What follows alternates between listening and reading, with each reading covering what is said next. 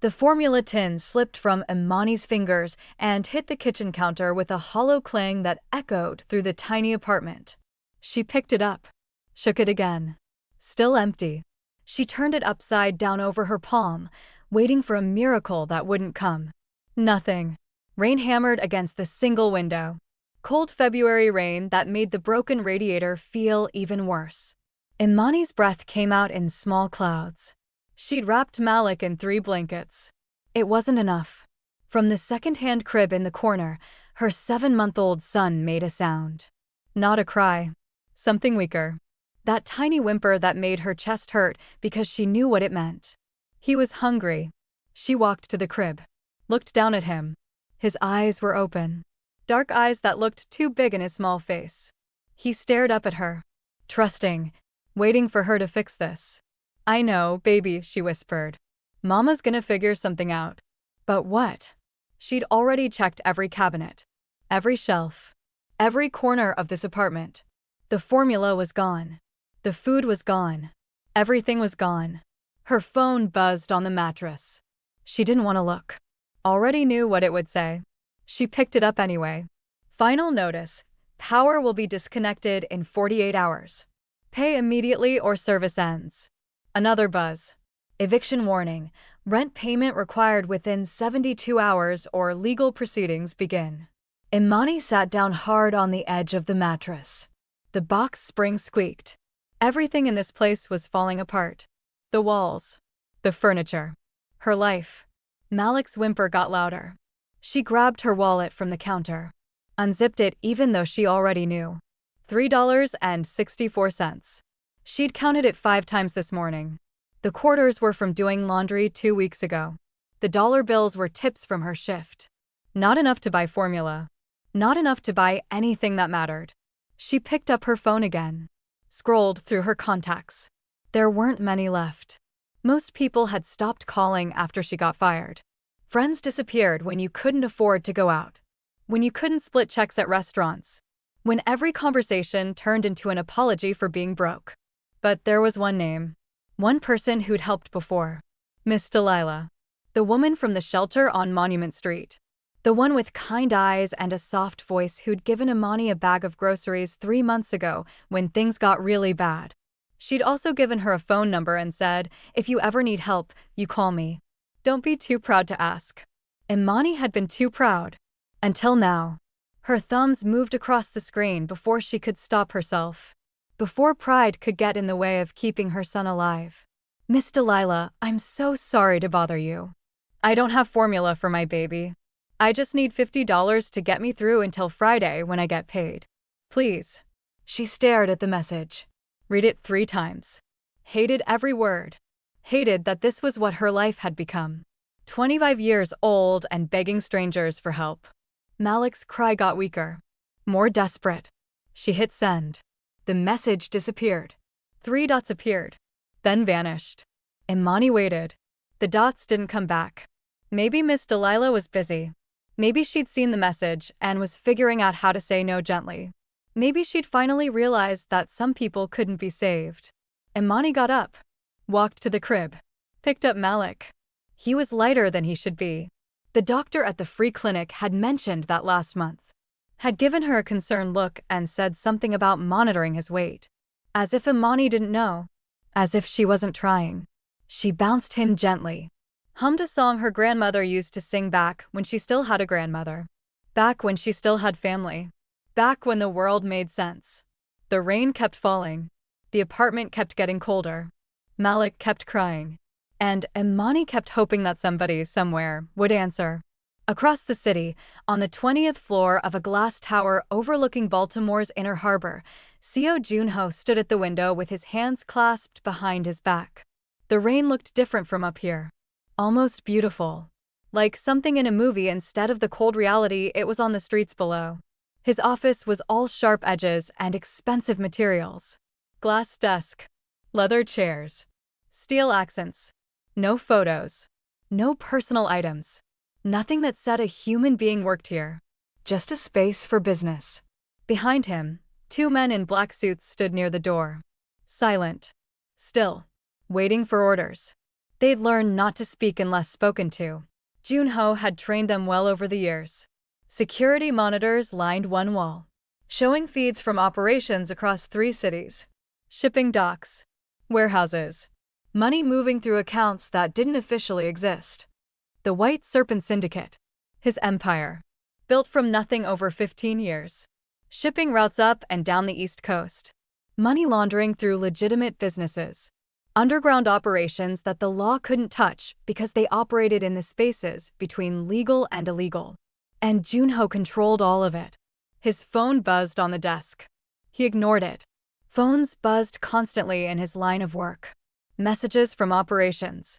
Reports from the field. Problems that needed solving. Money that needed moving. It buzzed again. Junho turned from the window, walked to his desk. The leather soles of his shoes made no sound on the polished floor. He picked up the phone. Unknown number. He almost deleted it. Unknown numbers usually meant wrong numbers or scams. Neither was worth his time. But something made him open it. Miss Delilah, I'm so sorry to bother you. I don't have formula for my baby. I just need $50 to get me through until Friday when I get paid. Please. Before this story begins, I want you to do something real quick. Like this video, not for me, but because this story deserves to be seen by more people. And subscribe right now, because this is not a one-part story. What happens later will connect to future episodes, and if you're not subscribed, you're going to miss the most important parts. Also, tell me in the comments where you're watching from. Because by the end of this story, you won't be the same person who started it. Junho read it once. Then again. Then a third time. The office suddenly felt smaller. The rain against the windows suddenly too loud. The past suddenly too close. He was 11 years old again. Standing in a cramped apartment in Busan. Watching his mother stare at an empty rice jar. Watching her cry because she'd worked 3 jobs that week and still couldn't feed her 2 sons. Watching her apologize like poverty was her fault. His younger brother Minjun had been sick with a fever that wouldn't break. They couldn't afford medicine. Couldn't afford a doctor. His mother had begged neighbors for help. Had called relatives who never answered. Had prayed to gods who stayed silent. Minjun died 2 weeks later in their apartment. In Junho's arms. 6 years old. Their mother followed him 6 months after that. Worked herself to death trying to keep Junho alive. Junho had been 12 when he buried her. 12 when he decided he'd never be that powerless again. Never be that poor. Never watch someone he cared about suffer because he didn't have enough. He stared at the message. A wrong number. A stranger's problem. Someone else's desperation. But also a mother begging for help that might not come. A hungry baby. A future that looked like his past. Sir. One of the men behind him spoke. Choi. Early 30s. Korean American. Loyal. Smart. He'd been with Junho for 8 years. Trace this number, Junho said quietly. Choi pulled out a tablet. Sir, the number that just texted me. I want to know who it belongs to. Where they are. Everything. May I ask why? No. Choi's fingers moved across the screen. He had connections. People who could find information that didn't want to be found. It took him less than 5 minutes. Imani Carter. 25 years old. African American. Lives in East Baltimore near the Port District. Single mother. 1 child. Infant. Male. Junho's jaw tightened. Employment. Currently works night shift at a laundromat on Fayette Street. Before that she was a shipping compliance analyst. Where? Choi scrolled. Atlantic Meridian Group. Worked there for 2 years. Fired 6 months ago. Everything stopped. Junho looked up sharply. Say that again. Atlantic Meridian Group. She was fired 6 months ago. No severance. Escorted out by security. All digital access revoked immediately. Atlantic Meridian Group. One of Junho's shipping companies. One of the fronts the White Serpent Syndicate used to move cargo through the port without attracting attention. Legal on paper. Less legal in practice. Someone who worked there. Someone who got fired. Someone who was now desperate and texting strangers for help.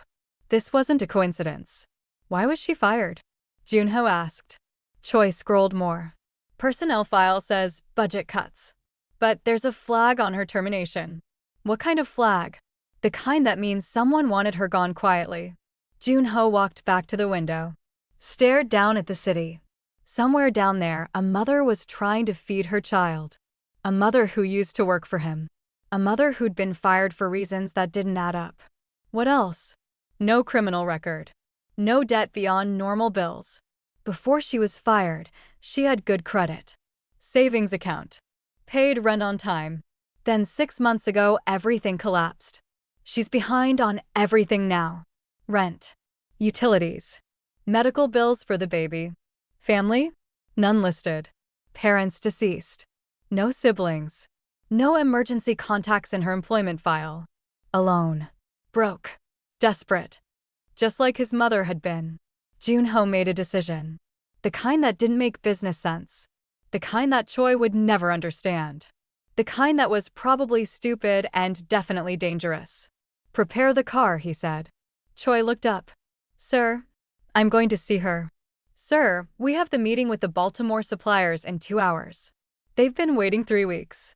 Cancel it. Sir, if we cancel again they might. Cancel it. Junho's voice was quiet. Cold. Reschedule for tomorrow. Tell them something came up. Choi knew better than to argue. Yes, sir. Should I come with you? You and 2 others. But you wait in the car. I go in alone. Sir, we don't know this neighborhood. It might not be safe. I'll be fine. At least let me run security on the building first. Make sure. Choi. Junho turned from the window. I'm going to help a woman feed her baby. I don't need tactical support for that. 20 minutes later, Junho was in the back of a black SUV. Choi drove. 2 other men sat in front. All of them armed. All of them confused about why the leader of the White Serpent Syndicate was driving into East Baltimore on a Tuesday afternoon to visit a woman he'd never met. Junho didn't explain. He never explained. The SUV pulled into a neighborhood that looked like the city had forgotten it existed. Boarded up windows. Graffiti on every surface. People on corners who watched the expensive car roll past with calculating eyes. They stopped in front of a building that leaned slightly to the left. 5 stories. Crumbling brick. A fire escape that looked ready to collapse. This is it, Choi said. Apartment 3C. Junho looked up at the building. 3rd floor. 1 window with a light on. Wait here, he said. Sir. Wait here. He got out. The rain hit him immediately. Cold. Relentless. He pulled his coat tighter and walked to the front door. It was unlocked. Broken lock. Anyone could walk in. Dangerous for a woman living alone with a baby. The stairs creaked under his weight. The hallways smelled like mildew and old food. Junho had grown up in places like this. Had sworn he'd never go back. But here he was. Apartment 3C was at the end of the hall. Paint peeling. Number hanging crooked. He knocked 3 times. Silence. Then footsteps. Light. Hesitant. Who is it? A woman's voice. Young. Scared. You sent a message asking for help, Junho said. Silence. Longer this time. I don't know you. No. But I got your message anyway. That was a wrong number. I'm sorry. Please just go. I brought formula. He heard breathing on the other side of the door.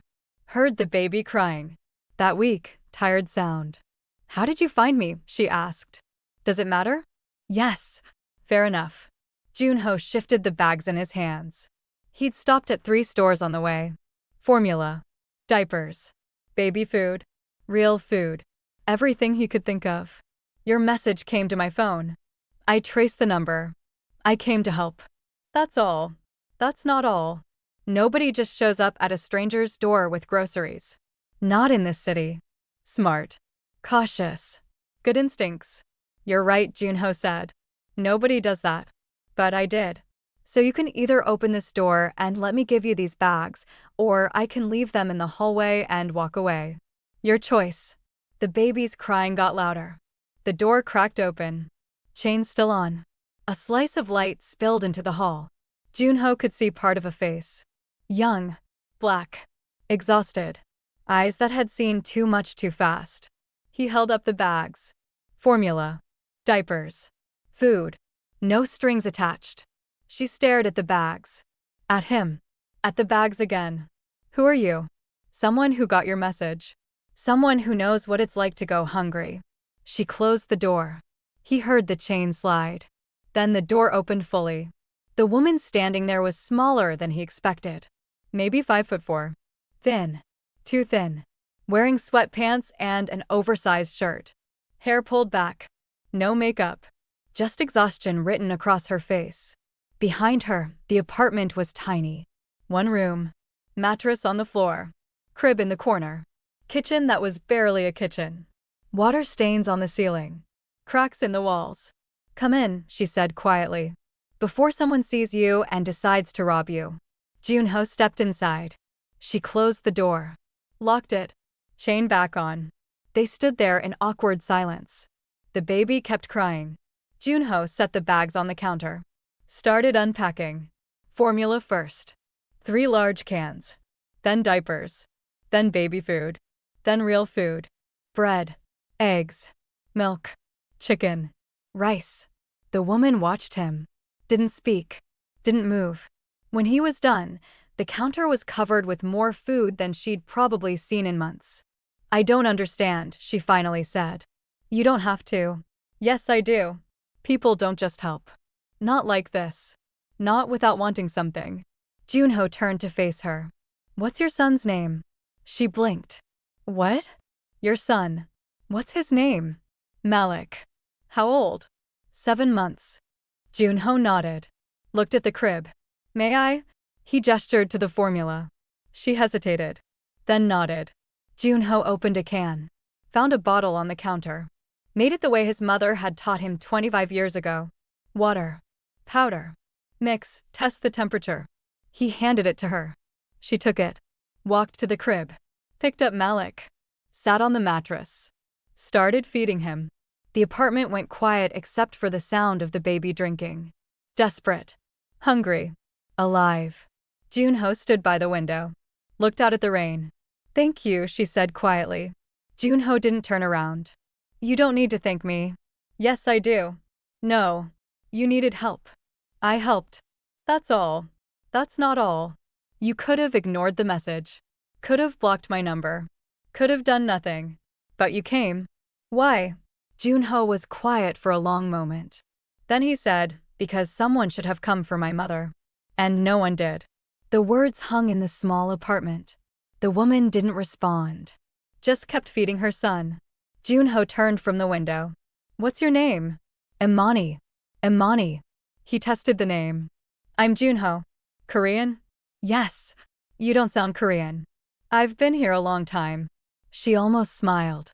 You're not good at answering questions. No, I'm not. Malik finished the bottle. His eyes fluttered closed. Full belly. Safe. For now. Imani laid him back in the crib.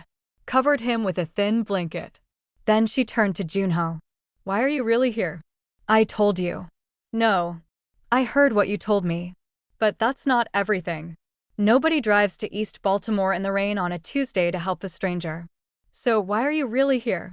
Junho studied her. Smart. Perceptive. The kind of person who saw through lies. You used to work for Atlantic Meridian Group, he said. Her face went pale. How do you know that? I know a lot of things. Are you a cop? No. Then what? Someone who needs to know why you were fired. Imani took a step back. I don't understand. Your message came to me. I traced your number. Found out who you were.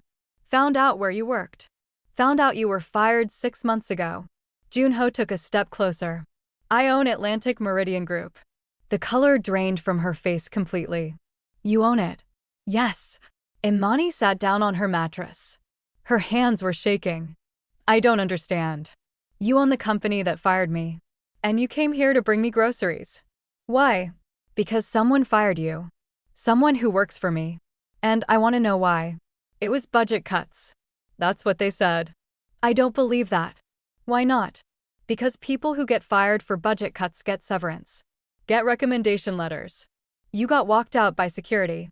That's not budget cuts. That's someone who wanted you gone fast. Imani's hands were shaking harder now. I don't want trouble. I'm not trouble. Junho crouched down so they were eye level. Tell me why you were really fired. She stared at him. Scared. Confused. But also something else. Like maybe she'd been waiting to tell someone. Anyone. For 6 months. I started noticing things, she said quietly. Junho went very still. What kind of things? Discrepancies in the shipping records. Cargo weights that didn't match the listed contents. Containers that got rerouted to different warehouses. Digital records that didn't match the hard copies I was filing. And you reported this? To my supervisor, Roger Brennan. I showed him everything. Asked what I should do. He said he'd look into it. Said it was probably just clerical errors. And then you were fired. 1 week later, security showed up at my desk during lunch. Told me I was being let go effective immediately. Took my laptop. Took my badge. Took my access card. Walked me out in front of everyone. Her voice cracked. I didn't even get to say goodbye to anyone. Junho stood. Walked to the window. His mind was racing. Someone in his organization was moving cargo without authorization. Someone was altering records. Someone was using the White Serpent Syndicate's infrastructure for their own operations. And when Imani found out, they got rid of her. This supervisor, Roger Brennan. Where is he now? I don't know. I tried to contact him after I was fired. His number didn't work. His email bounced. His LinkedIn disappeared. It's like he just vanished. Junho pulled out his phone. Texted Choi. Find Roger Brennan. Former supervisor at Atlantic Meridian. Last employment 6 months ago. Location by morning. The response came back immediately. Yes, sir. Junho turned back to Imani. I need your help. With what? Finding out who's stealing from me. You saw the discrepancies. You know what to look for. I need you to help me trace them back to whoever's running this operation. I don't work for you anymore. I'm offering you a job. I don't want a job. I'm offering you $10,000. The number hung in the air. Imani's eyes went wide. 10,000. Yes. For what? For helping me find who's running illegal operations through my company. For using your knowledge of the shipping systems. For identifying the patterns you noticed. I'm not a detective. You're better. You already found the problem once. That's why they fired you. You were too good at your job. Imani stood up. Started pacing the tiny apartment. This is crazy. This is business. This is dangerous. Yes. I have a son. I know. I can't put him at risk. You won't. I'll protect both of you. How? You don't even know me. I don't have to know you to keep you safe. I just have to want to. Junho looked at her directly. And I want to. Imani stopped pacing. Why? Because someone should have protected my mother. And no one did. So now I protect people who can't protect themselves. That's not an answer. It's the only one I have. She looked at Malik sleeping in his crib. Looked at the food on the counter. Looked at her phone with its overdue notices. Looked at the eviction warning on the table. If I do this, you protect my son. No matter what happens. That's not negotiable. Done. And you pay me half up front. Junho almost smiled. Smart. Yes. And when this is over, you leave us alone. No strings. No obligations. No coming back. Agreed. Imani took a deep breath. Let it out slowly. Okay. I'll help you. Junho nodded. Pulled out his phone. Made a transfer. Check your account. Imani grabbed her phone. Opened her banking app. Stared at the screen. Her hands started shaking. $5,000 had just appeared. Oh my God. That's half.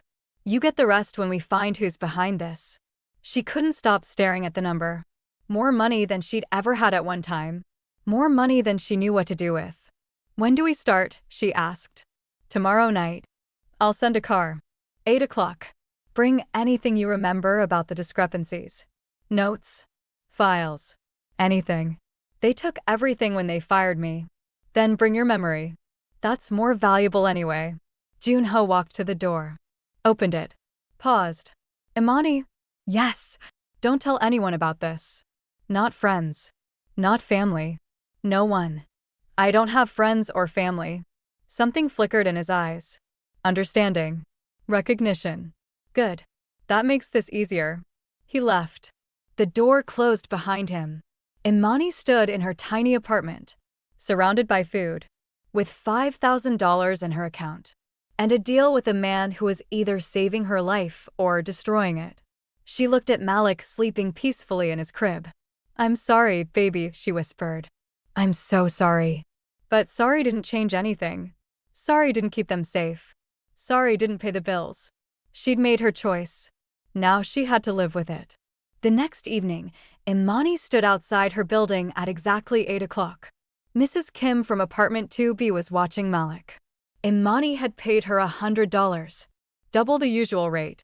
Told her she had a job interview that might run late. Mrs. Kim hadn't asked questions. That was one of the things Imani liked about her. A black SUV pulled up. Tinted windows. Expensive. The kind of car that didn't belong in this neighborhood. The back door opened.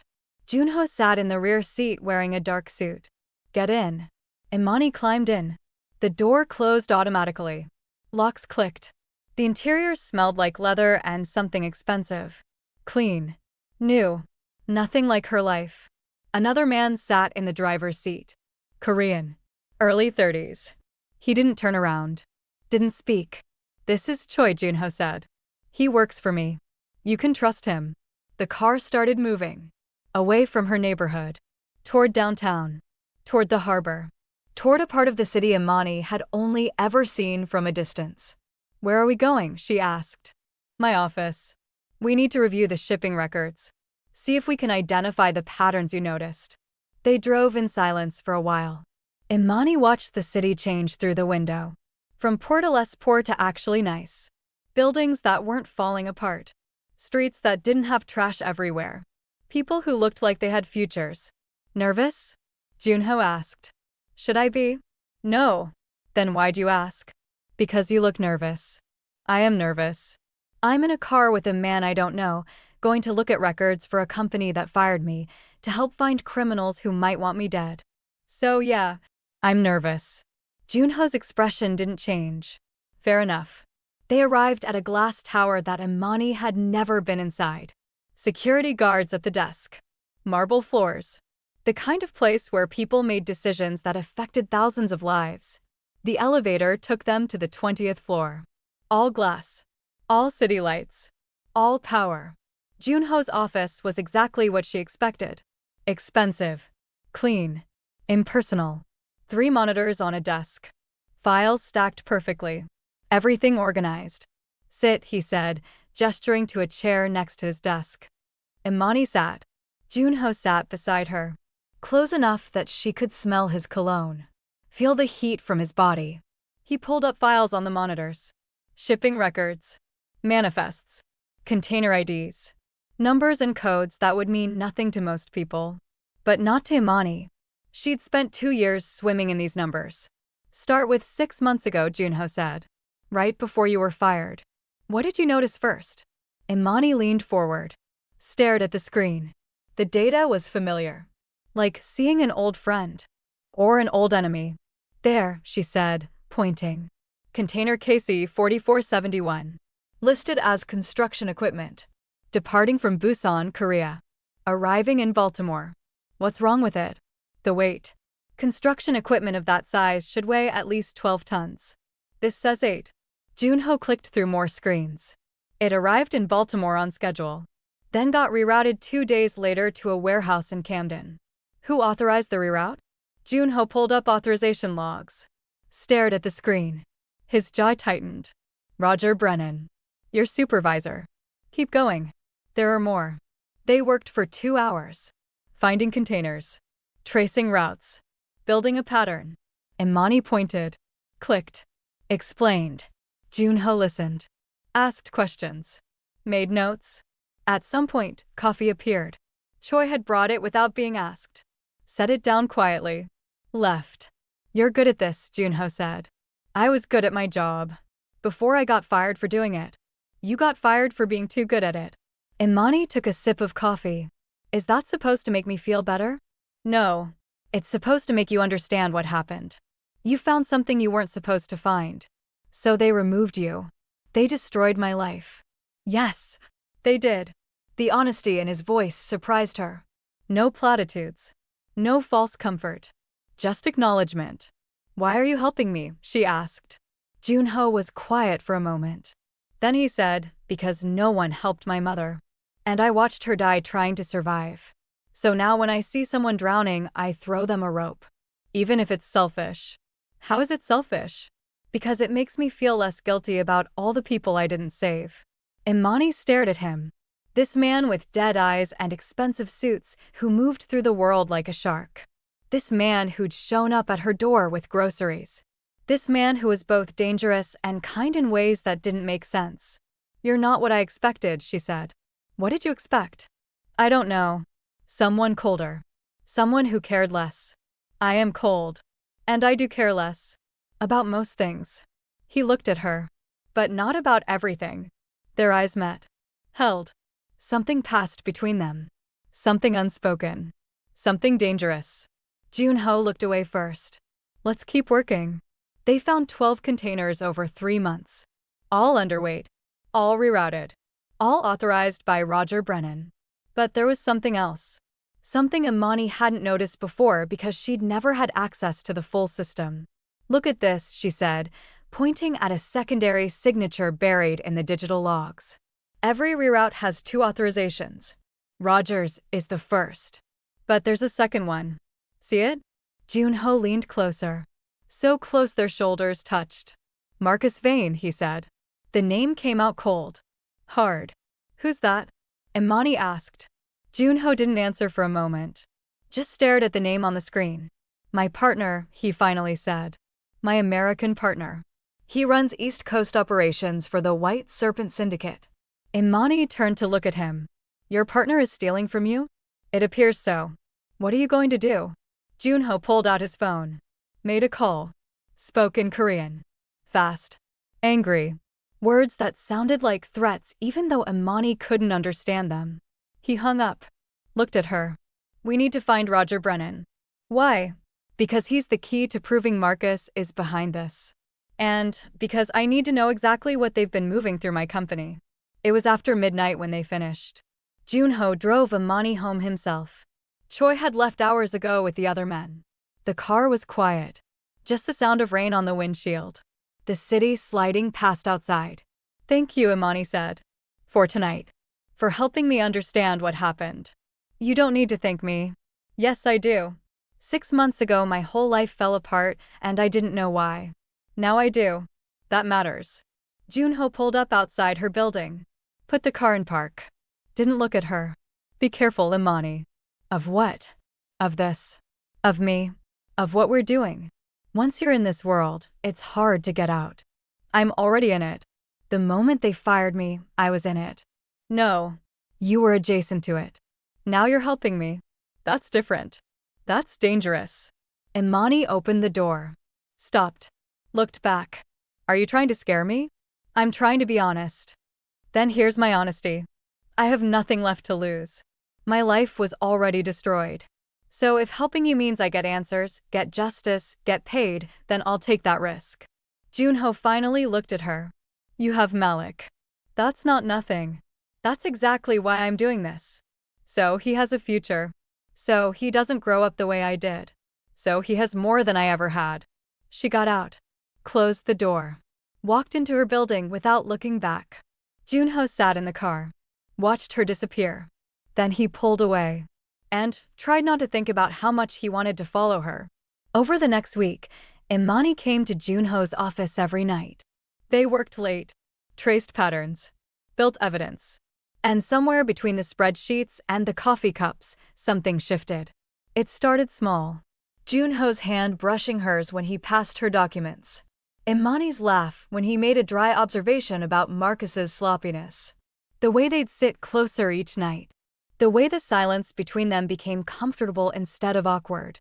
One night, Imani fell asleep at the desk. Head down on her arms. Exhausted. Junho stood. Got his coat. Draped it over her shoulders. She stirred. Looked up. Eyes still half closed. "What time is it?" "Late.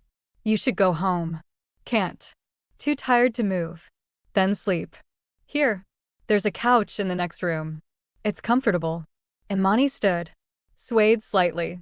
Junho caught her elbow. Easy. I'm fine. You're exhausted. Same thing. He led her to the next room. A small lounge area. Leather couch. Soft lighting. She collapsed onto it. Thank you, she mumbled. Junho grabbed a blanket from the closet. Covered her with it. Sleep. I'll wake you in a few hours. But he didn't wake her. He let her sleep until morning. And when she woke up, there was coffee on the table. Still hot. Fresh pastries from the bakery downstairs. And a note. You needed the rest. Take the car service home. JH. Imani stared at the note.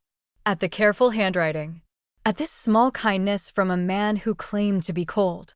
And she felt something dangerous bloom in her chest. Another night, they were going through financial records. Tracing payments. Finding connections. This is tedious, Imani said. This is investigation. Same thing. Junho almost smiled. You sound like Choi. Is that a compliment? From me? Yes. Imani leaned back in her chair. Stretched. Tell me something. What? Something real. Something that's not about shipping manifests or cargo weights or criminal enterprise. Junho was quiet. Then he said, What do you want to know? I don't know. Something human. Something that reminds me you're not just a crime boss in an expensive suit. I am a crime boss in an expensive suit. You're also the man who made formula for my son. Who brought me groceries. Who's paying me to help you even though you could have just forced me to cooperate. Junho turned to face her. What do you want me to say? Tell me about your mother. The question landed between them. Heavy. Junho looked away. Why? Because you mentioned her the first night. And I've been wondering about her ever since. He was quiet for so long Imani thought he wouldn't answer. Then he said, she worked 3 jobs. Cleaning offices. Factory work. Selling things in the market. She never slept more than 4 hours a night. Never complained. Never asked for help. Why not? Pride. Fear. Culture. All of it. She thought asking for help meant she'd failed. So she kept working. Kept trying. Kept believing that if she just worked hard enough, everything would be okay. But it wasn't. No. My brother got sick. Pneumonia. We couldn't afford a doctor. She begged everyone she knew for money. No one helped. He died 2 weeks later. In our apartment. In my arms. Imani's throat tightened. I'm so sorry. She followed him 6 months after that. Worked herself to death. Heart attack at 39. Right there in the factory. Collapsed at her station. Was dead before anyone found her. How old were you? 12. 12. The age when childhood should still exist. When mothers should be invincible. When the world should still make sense. What did you do? Survived. That's what you do when there's no other choice. You survive. Imani reached across the desk. Took his hand. He didn't pull away. I'm glad you survived, she said quietly. So am I. Most days. They sat like that for a while. Hand in hand. 2 people who understood loss in ways most people never would. Then Junho pulled away gently. We should keep working. Yeah, we should. But something had changed. Some wall had come down. Some truth had been spoken. And neither of them could pretend it hadn't happened. Another night. Late. They were both tired. Both frustrated. The investigation was moving too slowly. This is impossible, Imani said.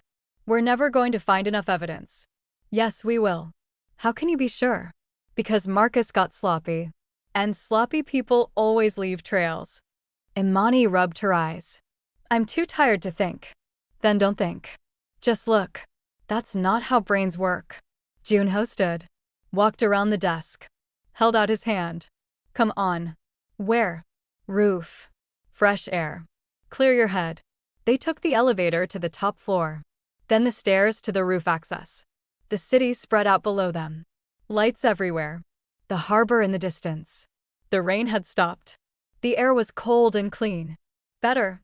Junho asked. Yeah, better. They stood at the edge. Looking out at Baltimore. Do you ever regret it? Imani asked. Regret what? This life. This world. The choices you made to get here. Junho was quiet. Then he said, every day. And never. It depends on when you ask me. I'm asking now. Then no. I don't regret it. Because this life kept me alive. Gave me power. Gave me control. Made sure I'd never be that powerless 12-year-old again. But sometimes I wonder what I could have been if I'd chosen differently. If I'd been someone else. Like what? I don't know. Someone normal. Someone who sleeps at night. Someone who doesn't have to check for enemies every time he enters a room. Imani looked at him. At his profile against the city lights. At the man who carried so much weight it should have crushed him. You're not as bad as you think you are, she said. You don't know what I've done. No. But I know what you're doing now. And that counts for something. Junho turned to face her. You're too kind, Imani. And you're too hard on yourself. One of us has to be realistic. And one of us has to have hope. They stared at each other. 6 inches apart. The world falling away. Junho reached out. Brushed a strand of hair from her face. You should go home. It's late. I know. But neither of them moved. Imani. Yeah. This is dangerous. I know. Not just the investigation. This. Us. Whatever this is becoming. I know that too. And you're still standing here. So are you. Junho's hand moved to her cheek. Gentle. Careful. Like she might break. I don't know how to do this, he said quietly. Do what? Care about someone. Let someone in. Be something other than what I am. Then don't be something other than what you are. Just be yourself. With me. Myself is dangerous. I'm not scared of you. You should be. But I'm not. Junho leaned closer. Close enough that she could feel his breath. Could see the war happening behind his eyes. If I do this, everything changes, he said. Things already changed. The moment you knocked on my door. The moment I said yes. We're already in this. Then God help us both. He kissed her. Soft. Tentative. Like he'd forgotten how human contact worked. Like he was asking permission even though he'd already started. Imani kissed him back. Harder. Desperate. Like she needed proof he was real. Like she needed to feel something other than fear and exhaustion and the weight of surviving. When they pulled apart, they were both breathing hard. That was stupid, she said. Yes. We shouldn't do that again. No. But we will. Probably. She laughed. Actually laughed. For the first time in what felt like years. Junho smiled. Not the cold, calculated smile he used in meetings. But something real. Something genuine. Something human. Come on, he said. I'll take you home. They rode down in the elevator. Silent. But holding hands.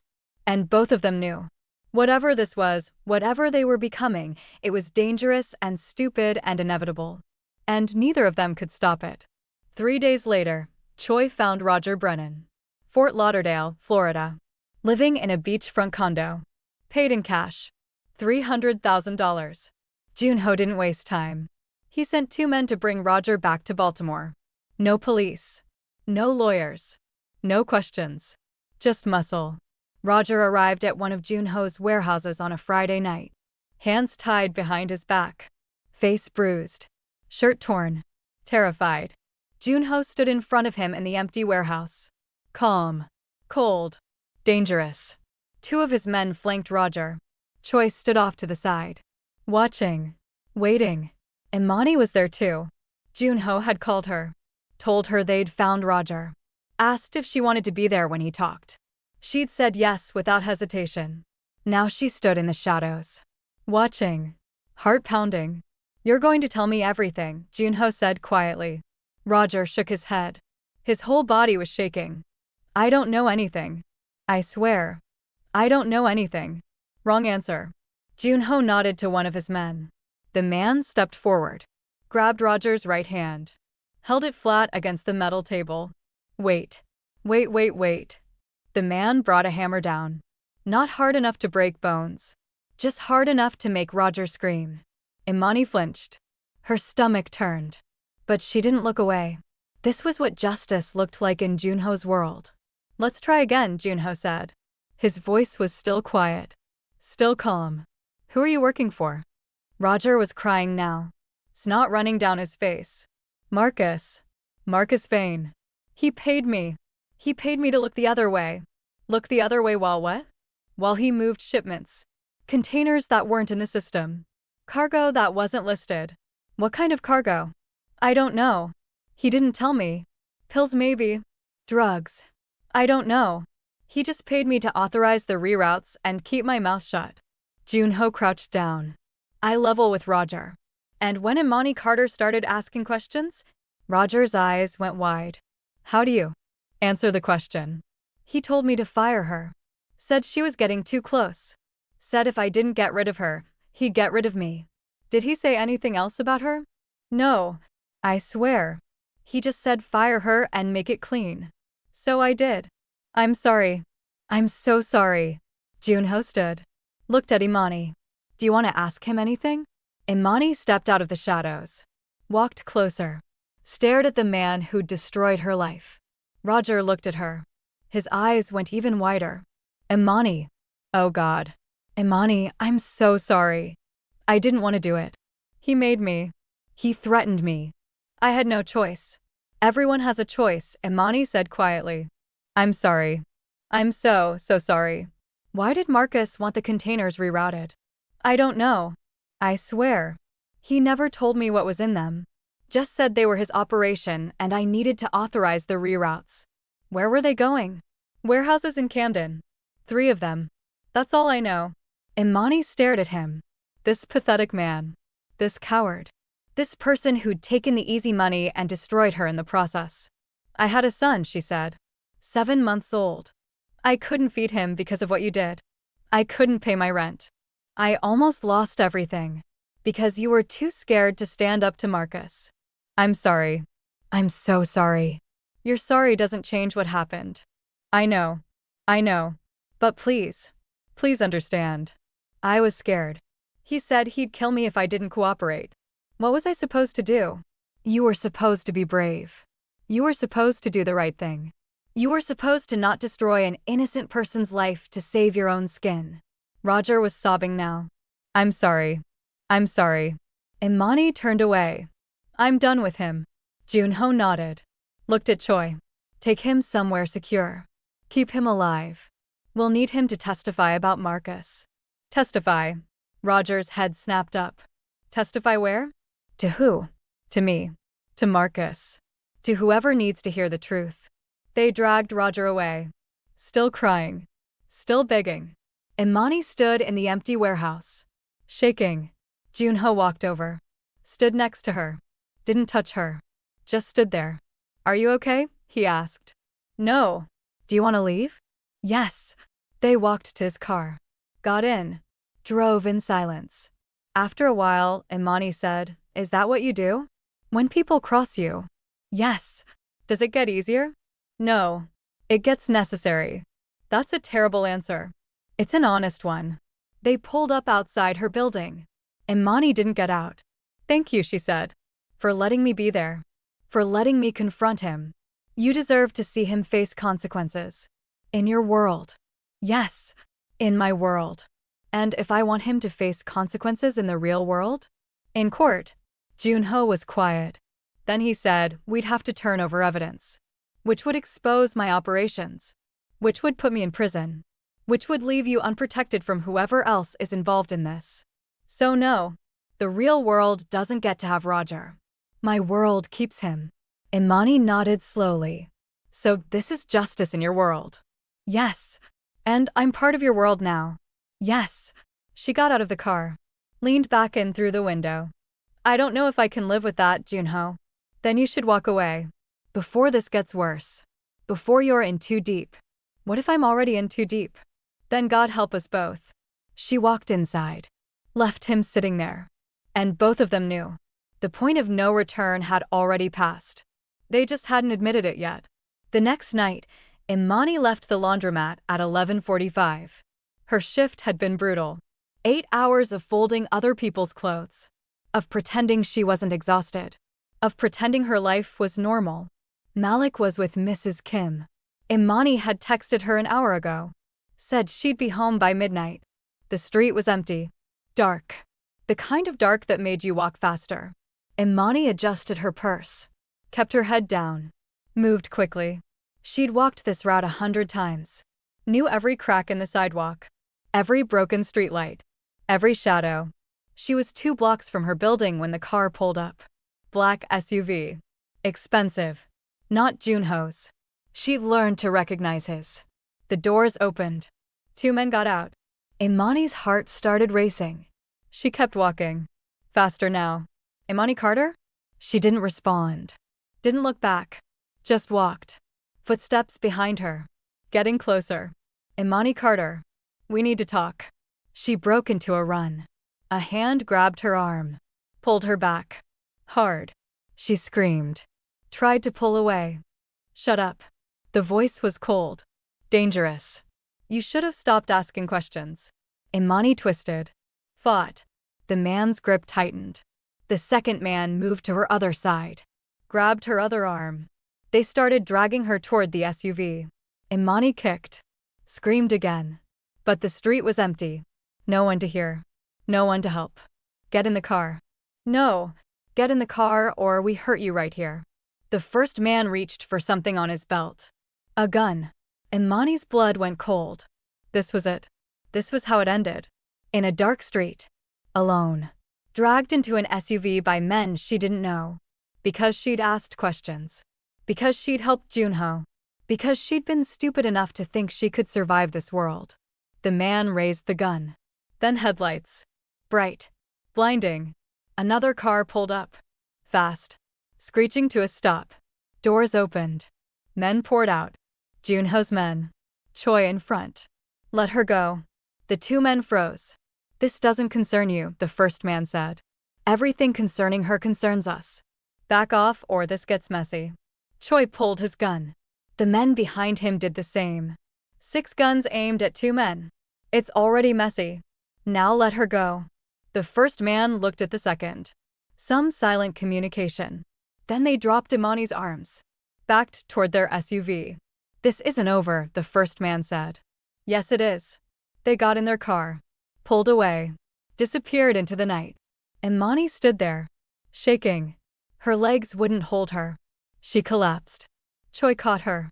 I've got you. You're safe. You're okay. But she wasn't okay. She was terrified. She was shaking so hard her teeth were chattering. Another car pulled up. Junho got out. Ran to her. Imani. He grabbed her face. Made her look at him. Are you hurt? Did they hurt you? She couldn't speak. Couldn't think. Just stared at him. Imani. Talk to me. Are you hurt? No. I don't think so. Junho pulled her into his arms. Held her tight. She could feel him shaking too. Get her in the car, he said to Choi. Now. Get her somewhere safe. They helped her into Junho's car. He got in beside her. Choi drove. Imani couldn't stop shaking. Who were they? She finally asked. I don't know yet. But I will. They knew my name. They were waiting for me. I know.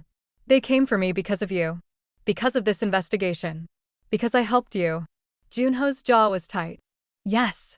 Oh God. Oh God, Malik. They know about me. They know about Malik. Malik is safe. I have men watching your building. They've been watching since the first night. He's safe. How did you know I was in trouble? I've had people following you every night after work. Making sure you got home safe. They called when they saw the SUV. I got here as fast as I could. Imani stared at him. You've been having me followed? I've been keeping you protected. There's a difference. You didn't tell me. Would you have agreed to it? No. Then that's why I didn't tell you.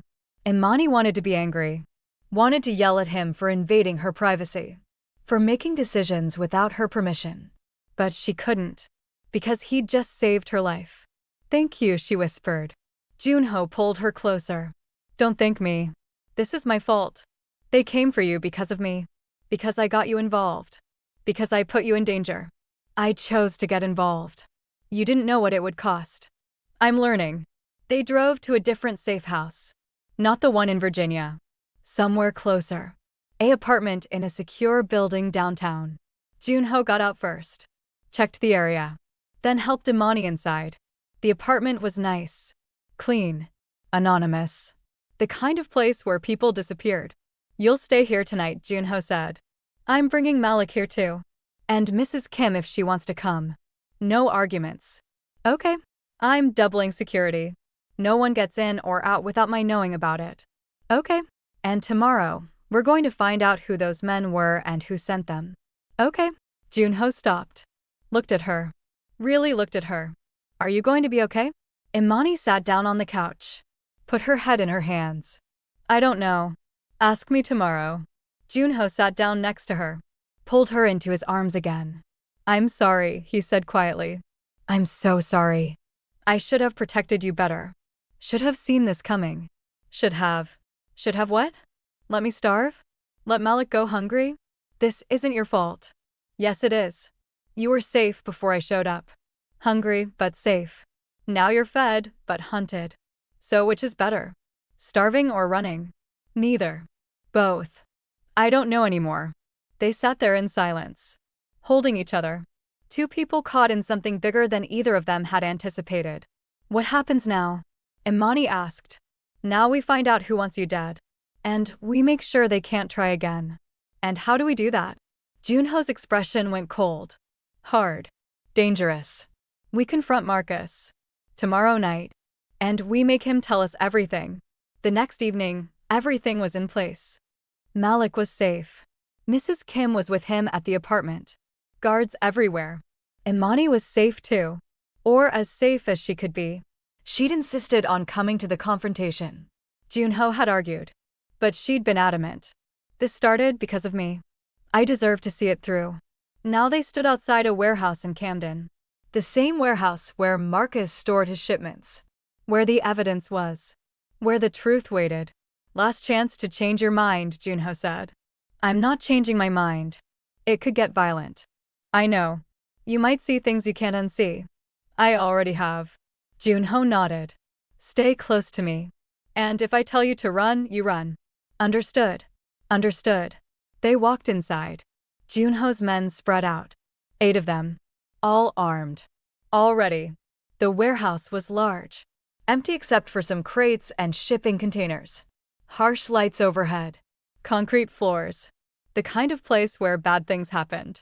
At the far end, 3 figures waited. Marcus Vane. Tall. White. Expensive suit. Confident smile. 2 bodyguards flanking him. Junho, Marcus called out. His voice echoed. You brought your pet analyst. How sweet. Junho walked forward. Slowly. Imani stayed 2 steps behind him. We need to talk, Junho said. About what? About your side business. About the containers. About Roger Brennan. About everything you've been doing behind my back. Marcus's smile didn't fade. That's quite an accusation. It's not an accusation. It's fact. We have evidence. We have Roger's testimony. We have everything. Do you now? Marcus looked at Imani. She helped you find all that, didn't she? The little analyst who couldn't let things go. The woman who just had to keep asking questions. Junho's voice went cold. Leave her out of this. Why? She's part of it. She's the reason you found out. She's the reason we're standing here having this conversation. She did her job. That's all. And what a good job she did. Marcus started walking forward. His bodyguards followed. Finding discrepancies. Noticing patterns. Reporting to her supervisor. She was very thorough. Almost too thorough. Which is why we had to get rid of her. You destroyed her life. We protected our operation. By firing an innocent woman? By leaving her to starve. By removing a threat. Which is standard business practice. You'd do the same. No. I wouldn't. Really? The great Junho CEO wouldn't eliminate a threat? That's not what I've heard about you. They were 15 feet apart now. Close enough to see each other clearly. Far enough to draw weapons if needed. I want you to stop, Junho said quietly. Stop what? Stop moving shipments through my company. Stop using my routes. Stop threatening Imani. Stop all of it. Marcus laughed. Or what? Or I shut you down. Permanently. You can't touch me, Junho. I have protection. From who? From people much more powerful than you. Junho went very still. What people? Marcus's smile widened. You really want to know? Yes. Fine. Marcus gestured to Imani. Come here, sweetheart. Come stand where I can see you properly. Stay where you are, Junho said to Imani. I just want to see her up close. The woman who caused all this trouble. The woman who couldn't mind her own business. The woman who's about to learn what happens when you cross the wrong people. Junho pulled his gun, pointed it at Marcus. Say another word about her and I'll shoot you right here. No, you won't. Because then you'll never learn the truth. Never find out who's really behind this. Never understand just how deep this goes. Junho's finger tightened on the trigger. Tell me. Tell you what? Who you're working for? Who's protecting you? Who's behind this operation? Marcus looked at Imani, then back at Junho. You really care about her, don't you? The great Junho CEO, leader of the White Serpent Syndicate, actually cares about someone. How unexpected. How human. Answer the question. Fine. I'll tell you. But first. He pulled out his phone. Showed it to Junho. You should see this. Junho looked at the screen. It was a photo. Of Imani's apartment building. Of the entrance. Of Mrs. Kim walking in with Malik in her arms. Taken today. Taken hours ago. We know where she lives, Marcus said. We know where her son sleeps. We know everything. So before you do something stupid, like shooting me, you should understand the consequences. Junho lowered his gun slightly. You touch him and what? You'll kill me? Too late. The orders are already given. Touch me, and my people will visit that building tonight. We'll make sure that single mother and her baby disappear. We'll make you watch while we destroy the only thing you care about. Imani stepped forward. Junho tried to stop her, but she pushed past him. You came after me last night, she said. Your men tried to drag me into a car. Tried to take me. Why? Marcus smiled. Because you're a witness. Because you know too much. Because you helped Junho identify our operations. And because we need you gone. Gone how? Dead? Eventually. But first, we wanted to use you as leverage. To make Junho cooperate. To make him see reason. Reason about what? About joining us. About accepting our partnership. About giving us what we want. Junho stepped forward. What partnership? Marcus's smile got wider. Colder. You think this is just me running some side operation? You think I could move millions of dollars in product without backing? Without protection? Without partners? Who are your partners? The biggest criminal organization on the East Coast. The people who control everything. The people who wanted me to show them what you've built. The people who want to take it. Junho's blood went cold. Say their name. The Covenant. The warehouse went silent. The Covenant. The name everyone in the criminal underworld knew. The name that meant power. Control. Inevitability. The organization no one could fight. No one could beat. No one could escape. You're working with the Covenant, Junho said quietly. Working for them. There's a difference. They approached me 6 months ago. Showed interest in your operation. Your routes. Your infrastructure. They wanted in. So I showed them what you'd built. Showed them how profitable it could be. They loved it. And they sent you to steal from me. They sent me to prove concept. To show them your routes could be used for their product.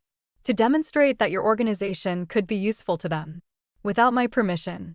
We didn't need your permission. We just needed your infrastructure. Junho raised his gun again.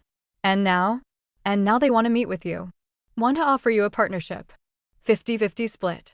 You keep running the White Serpent Syndicate. They provide protection. Resources. Everyone wins. And if I refuse? Then they take your operation by force. But first they'll destroy everyone you care about. Starting with her. Marcus pointed at Imani. Imani felt sick. This was bigger than Marcus. Bigger than stolen shipments. Bigger than anything she'd imagined. This was about control. About power. About an organization that didn't take no for an answer. When? Junho asked. His voice was flat. Dead. When what? When do they want to meet? Tomorrow night. Georgetown. Private location. Come alone. Or don't come at all. Either way, the Covenant gets what it wants. The only question is whether you survive the process. Marcus turned to leave. His bodyguards followed. At the door, he stopped. Looked back. Oh, and Junho? Bring the girl. They want to meet her too. Want to see the woman who's been helping you. Want to decide whether she lives or dies. Sleep well. He left. The warehouse door slammed shut. Silence. Junho stood there, gun still raised, staring at nothing. Imani walked to him, touched his arm. Junho? He didn't respond. Didn't move. Just stood there. Junho, talk to me. Finally, he lowered his gun, turned to look at her.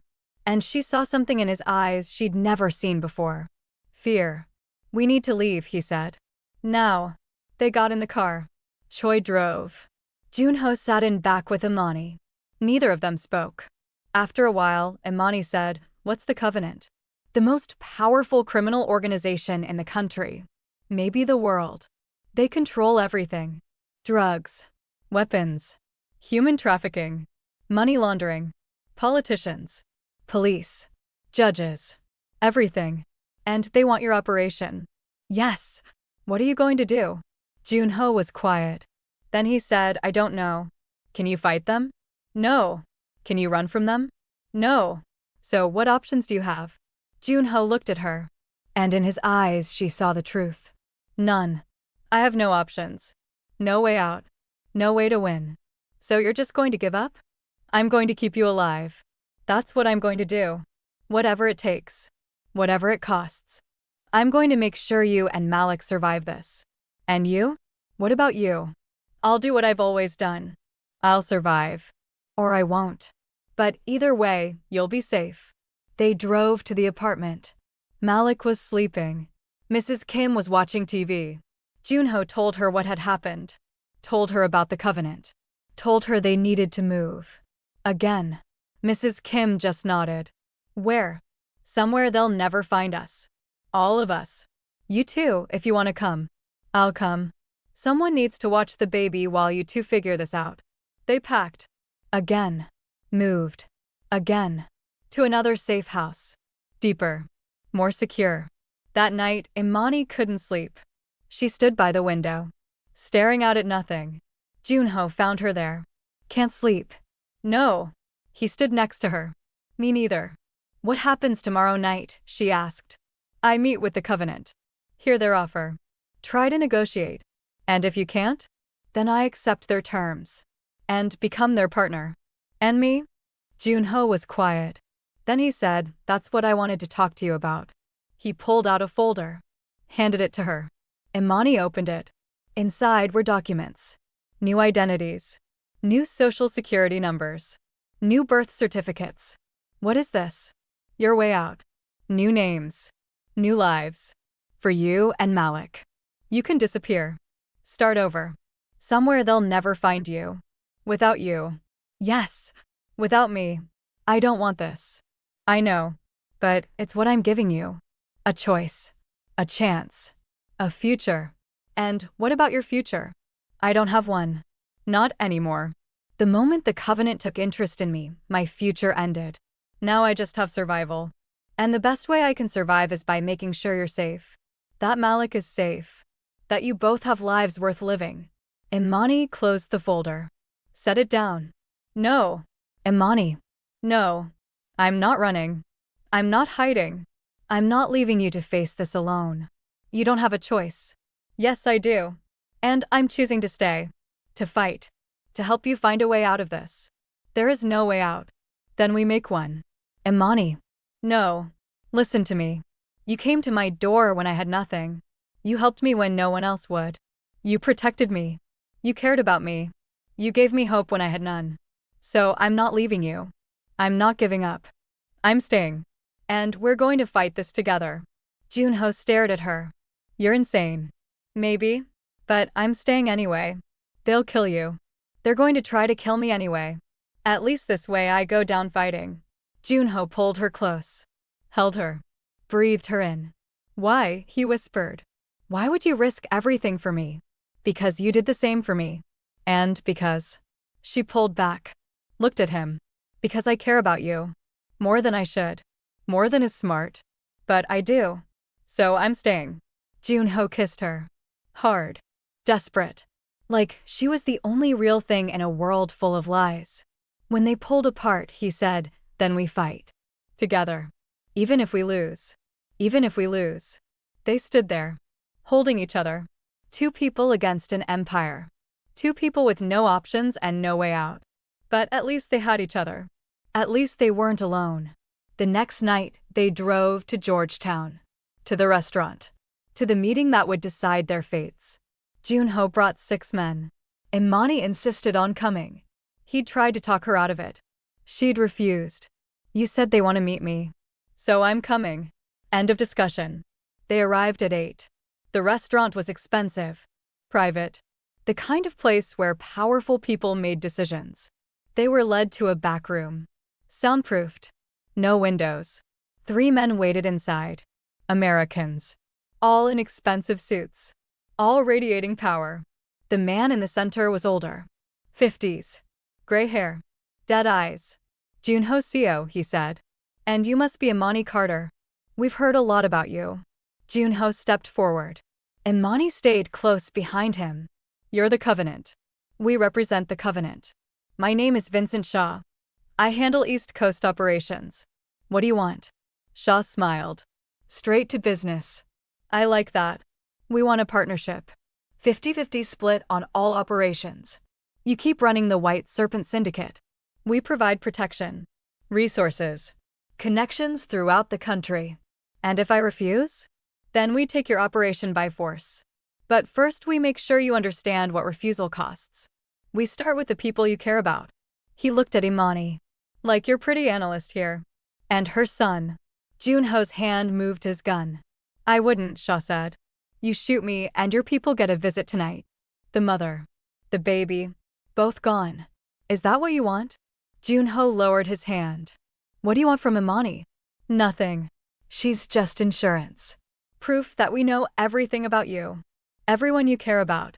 Everyone who could be leveraged against you. She's not part of this. She became part of this the moment she helped you identify our operations. Now she's a witness. A threat.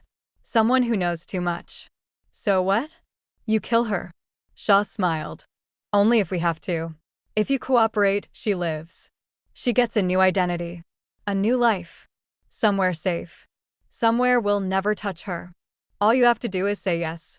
Junho looked at Imani. At her face. At the fear she was trying to hide.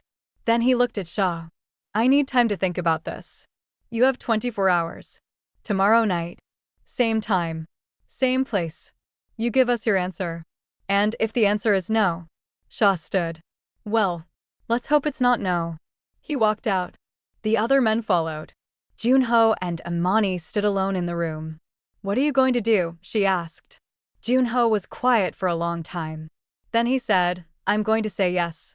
What? I'm going to accept their offer. Become their partner. Give them what they want. Because it's the only way to keep you safe. No. No, we can fight them. We can. We can't. They're too big. Too powerful. Too connected. The only way to beat them is to join them. And that's what I'm going to do. And then what? You work for them forever? You become their puppet? You lose everything you built. Yes, all of that. But you live. Malik lives. And that's all that matters. Imani grabbed his face. Made him look at her. That's not fair. That's not right. You can't sacrifice everything for me. I can. And I will. Because from now on, your life belongs to my world. And my world doesn't let people leave. The words hung in the air. Heavy. Final. True. Imani stared at him. Understanding dawning. Horror settling in. What do you mean? Junho's expression was cold. Dead. Like something inside him had broken. I mean you're part of this now. Part of my world. Part of the criminal underworld. You can never go back to normal. Can never have a regular life. Can never escape what we've done. What we've become. You're in this forever. Just like me. And there's no way out. No. No, that can't be true. We can find a way. We can. There is no way. Once the Covenant knows your name, knows your face, knows you exist, you're theirs. Forever. They'll always be watching. Always waiting. Always ready to use you against me. Or against anyone else who matters. You're trapped. Just like me. For the rest of your life. Tears ran down Imani's face. So that's it? That's my future? Running forever? Hiding forever? Never being safe? Yes. And Malik? What kind of life does he have? Whatever life I can protect for him. Which isn't much. But it's better than being dead. Imani pulled away. This is insane. This is survival. This is the world we live in now. This is what happens when you help someone like me. When you ask questions you shouldn't ask. When you see things you shouldn't see. You become marked.